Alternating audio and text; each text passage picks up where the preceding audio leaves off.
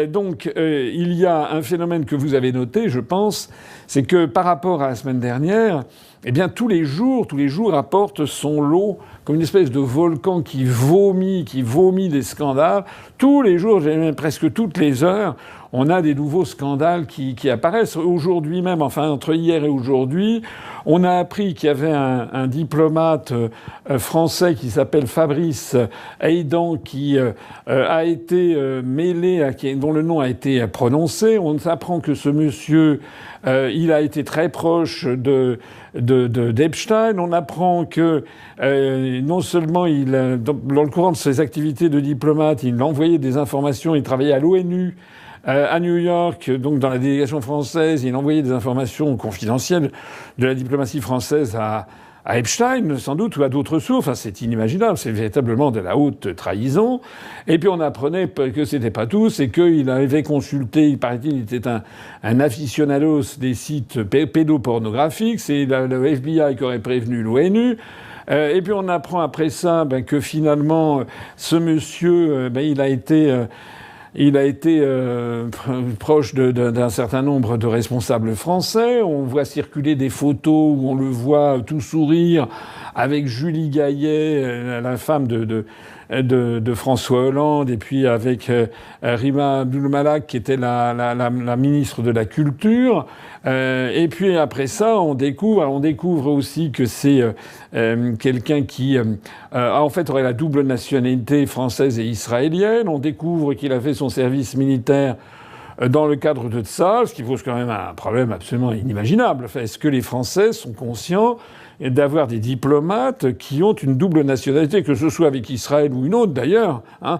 Voilà, parce à partir du moment où c'est Israël en France, il y a toujours une grande difficulté à aborder le sujet, pour les raisons que tout le monde sait très bien et que personne n'ose expliciter. Mais enfin, si on avait appris, par exemple, qu'on avait un diplomate qui avait une double nationalité française et algérienne, on imagine bien ce que sur un certain coin de l'échiquier électoral, ce qu'on en aurait dit.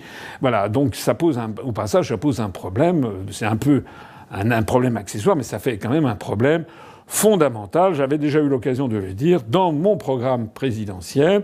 Je l'avais déjà dit d'ailleurs pour les fonctions électives comme le président de la République ou bien pour les ministres, mais ça devrait être le cas aussi pour les diplomates et pour tous les hauts fonctionnaires qui traitent des sujets confidentiels défense, des secrets d'État. Eh bien, on ne devrait pas autoriser qu'il y ait des diplomates qui aient plusieurs nationalités, parce que ça laisse penser qu'ils peuvent avoir des fidélités, des allégeances contradictoires sur un certain nombre de sujets. Voilà.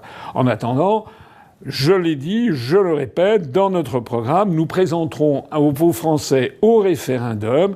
Là, on demandera au peuple français ce qu'il pense, oui ou non, de la question de la double nationalité pour un certain nombre de professions.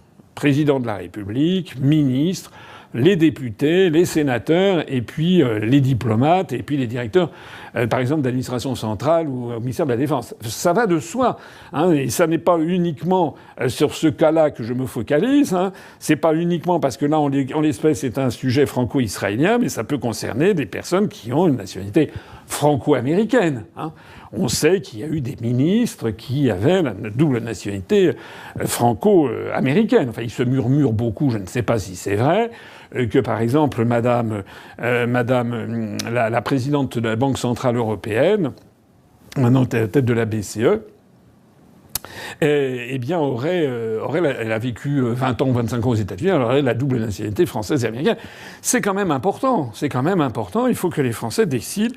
Et ça sera pas moi qui déciderai, ça sera le peuple français qui le décidera. Voilà. D'ailleurs, j'aimerais savoir que tous les responsables politiques des autres partis disent ce qu'ils en pensent aussi sur cette question.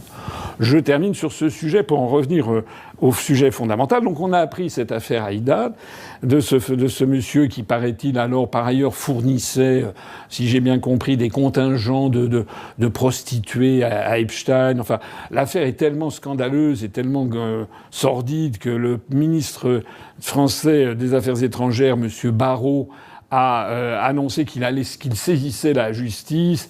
Il a dit qu'il était sidéré de tout ce qu'il apprenait, etc., etc. Bon. Et puis alors on a un nouveau scandale qui est apparu dans l'après-midi, qui a été révélé par Marianne.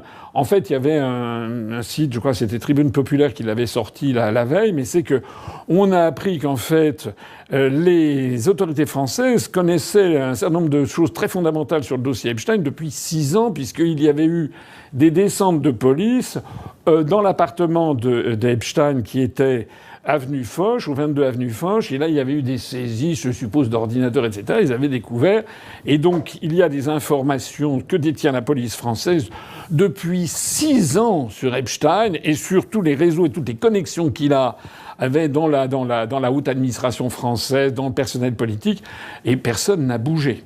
Résultat d'ailleurs de ce nouveau scandale, je veux dire, il y en a 2-3 par jour qui sortent. C'est comme un volcan qui voilà. On apprenait aussi que Monsieur Bernard-Henri Lévy aurait prêté des théâtres à Jack Lang pour faire des opérations, on ne sait pas très bien quoi, avec des jeunes à Dakar, au Sénégal. Voilà. Enfin, vous regardez. Je ne sais pas si vous avez le temps de suivre tout ça. C'est assez dingue en fait. Voilà. Donc, c'est en train de déstabiliser, je pense, la société française. Et Macron a été interrogé, vous l'avez vu, il est allé, je crois que c'était hier ou avant-hier, je crois que ça devait être samedi, non, excusez-moi, non, ça devait être dimanche. Il a été au salon, un salon de, comment dirais-je, de viticulteurs qui présentaient leur vin à Paris. Et là, il a été interrogé par les médias. Il a dit non, c'est un problème qui concerne la justice américaine. 48 heures après, le narratif est complètement démenti, puisqu'au contraire, ça concerne beaucoup la justice française. On s'aperçoit qu'il y a quand même beaucoup de personnalités qui sont mêlées, et notamment ce monsieur, donc Fabrice Haïdan, là, qui était très proche de Epstein, mais qui était également très proche de Madame Ariane de Rothschild, donc, et du groupe de Rothschild. Et alors là, quand il suffit qu'on parle de ça, d'un seul coup, plus personne n'ose en parler. Mais le peuple, enfin les Français, je vois autour de moi énormément de Français quand même qui s'y intéressent. Et là, on a un véritable sujet, je me permets de le dire comme je le pense, c'est que j'aimerais savoir ce que disent les autres responsables politiques français. On a vu que Madame, comment dirais-je, Braun-Pivet, la présidente de l'Assemblée nationale, a fait savoir qu'elle ne jugeait pas utile de faire une commission d'enquête parlementaire. Mais c'est incroyable. C'est d'autant plus incroyable que nouveau scandale aussi qui est sorti hier, c'est qu'on a appris que Madame Braun-Pivet a fait ses classes, elle était avocate, elle a travaillé pendant 7 ans dans un cabinet d'avocats, le cabinet d'avocats Temim, qui était par ailleurs l'avocat, justement, je crois, de ce monsieur Haïdan, je crois, c'est ça. Donc, et avocat d'Epstein, enfin, je finis par m'y perdre un petit peu. Enfin, c'est incroyable. Donc, on peut imaginer, enfin, les pires soupçons pèsent maintenant sur la présidente de l'Assemblée nationale. Pourquoi est-ce qu'elle ne veut pas qu'il y ait une commission d'enquête parlementaire, qui a d'ailleurs été réclamée, et à juste titre, par le LFI, mais j'attends qu'il faut que normalement tous les partis politiques devraient réclamer ça. Et puis j'aimerais savoir aussi ce qu'en pensent les gens. J'ai regardé des gens qui n'ont de cesse que de dénoncer l'ingérence russe en France. On est bercé par des forces politiques en France qui passent leur temps à dénoncer l'ingérence russe. Qu'est-ce qu'ils disent sur Epstein? Qu'est-ce qu'ils disent sur les liens d'Epstein avec Ehud Barak, le Premier ministre israélien, avec l'État d'Israël? Qu'est-ce qu'ils disent des connexions avec la famille de Rothschild?